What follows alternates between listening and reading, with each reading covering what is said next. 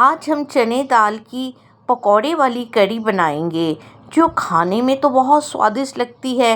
तो चलिए इसे हम बनाना शुरू करते हैं। इसे बनाने के लिए हमने 1 कप भरकर चने दाल ली थी, जिसे हमने 10-12 घंटे के लिए पानी में भिगोकर रखा था। ये फूलकर डबल हो गई है, यानी कि डबल हो ही जाती है दाल। तो इसे हम अच्छे से साफ़ कर उसका पानी फेंक देंगे और दाल को अलग कर लेंगे। पकौड़े के लिए हम दरदरी दाल पीसेंगे पहले आधी, और आधी हम कढ़ी के लिए बारीक यानी महीन दाल पीसेंगे। और इसमें हमने हरी मिर्च और अदरक डाल दी है। दरदरी पीसने से पकौड़े बहुत क्रिस्पी बनते हैं, इसलिए इसे दरदरी हमने पीसी है। इसमें हमने आधा चम्मच अजवाइन क्रश कर डाल दी है और आधा चम्मच नमक का भी डाल दिया है। ये दोनों को डालकर हम अच्छे से मिलाकर इसे 10-15 मिनट के लिए अच्छे से फेंटेंगे। फेंटने के बाद इसे हम 1 घंटा के लिए रख देंगे। अब हमने जो कढ़ी के लिए दाल पीसी थी बारीक महीन, ये वाली है, इसे भी हमने अच्छे से फेंट लिया है। हमने 1 कप भरकर दही लिया था और इसे हम अच्छे से फेंट लेंगे। फेंटने के बाद इसमें हमने आधा चम्मच नमक का यानी स्वाद के अनुसार डाल दिया है, आधा चम्मच हल्दी पाउडर का डाल दिया है, आधा चम्मच हमने जीरा पाउडर डाल दिया है, आधा चम्मच हमने धनिया पाउडर का डाल दिया है और आधा चम्मच हमने लाल मिर्च पाउडर का डाल दिया है।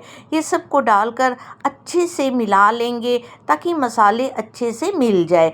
और 1 कप हमने पानी भी डाल दिया है और इसे भी डालकर हम अच्छे से मिला लेंगे। हमने जो दाल कढ़ी के लिए पीसी थी वो अब ले लेंगे और इस दाल को भी हम 10 मिनट अच्छे से फेंट लेंगे। और फेंटने के बाद हम इस दाल के ऊपर दही हमने जो मसाले वाला बना कर रखा था उसे डाल देंगे और इसे डालकर हम अच्छे से मिला लेंगे। कढ़ी का बैटर हमने बना लिया है। अब कढ़ी के तड़के के लिए हमने 2 इंच अदरक कद्दूकस किया है, 7-8 लहसुन की कलियां कद्दूकस की है, एक छोटे साइज के प्याज को हमने काटा है और उसके बाद हमने आधा चम्मच जीरा का लिया है, आधा चम्मच हमने सरसों का लिया है, आधा चम्मच हमने धनिया का लिया है, आधा चम्मच हमने मेथी दाने का लिया है। अब हमने जो बैटर बना कर रखा था पकौड़े के लिए, उसमें हमने आधा चम्मच हल्दी पाउडर डाल दिया है, आधा चम्मच धनिया जीरा पाउडर डाल दिया है। ये सबको डालकर हम अच्छे से मिला लेंगे। यदि पकौड़े में प्याज खाना चाहते हैं तो प्याज डालेंगे, यदि नहीं खाना चाहते हैं तो नहीं भी डाल सकते हैं। हमने एक छोटे साइज का प्याज भी डालकर अच्छे से मिला लिया है। अब हमने एक तो साइड में कढ़ाई चढ़ा दी थी, उसमें तेल गरम होने दिया है। हमने सरसों तेल ही डाला है क्योंकि पकौड़े और कढ़ी सरसों तेल में ही स्वादिष्ट बनती है। सरसों का तेल अच्छे से गरम हो गया है कि नहीं, उसके लिए हमने थोड़ा सा मैटर डालकर देखा था। मैटर अच्छे से यानी कि अच्छे से सरसों तेल गरम हो गया है। अब एक एक कर हम छोटे छोटे करके पकौड़े डालेंगे। जितने तेल में अटकेंगे हम उतने ही पकौड़े डालेंगे, ज़्यादा नहीं डालेंगे। ज़्यादा डालने से वो जुड़ जाते हैं और दूसरी तरफ जब हम पलटते हैं तो वो जुड़ जाते हैं। एक तरफ के हो गए हैं तभी हम दूसरी तरफ पलटेंगे। अब ये अच्छे से हो गए हैं, गोल्डन ब्राउन कलर के हो गए हैं, इसे हम निकाल लेंगे। इसी तरह कर हम सारे पकौड़े को अच्छे से तल लेंगे। अब हमने कढ़ाई में 2 चम्मच सरसों तेल डाला है, आधा चम्मच हमने सरसों के दाने डाले हैं। इसे हम अच्छे से चटकने देंगे। उसके बाद हम जीरा, मेथी और धनिया का डालेंगे। ये भी अच्छे से चटक गया है। अब इसमें हम कड़ी पत्ता का डालेंगे। उसके बाद हमने इस पर लहसुन कद्दूकस किया हुआ डाल दिया है। ये सबको डालकर अच्छे से मिला देंगे। अब इसके ऊपर हम थोड़ा सा हींग पाउडर का भी डाल देंगे, इसकी भी खुशबू आने देंगे। अब इसके बाद हम इस पर कटे हुए प्याज और कद्दूकस किया हुआ अदरक भी डाल देंगे। ये सबको डालकर अच्छे से मिला लेंगे और इसे मीडियम स्लो फ्लेम में अच्छे से गोल्डन ब्राउन कलर के करेंगे। इसमें पानी डालकर मसाला बनाने की दरकार नहीं पड़ती है।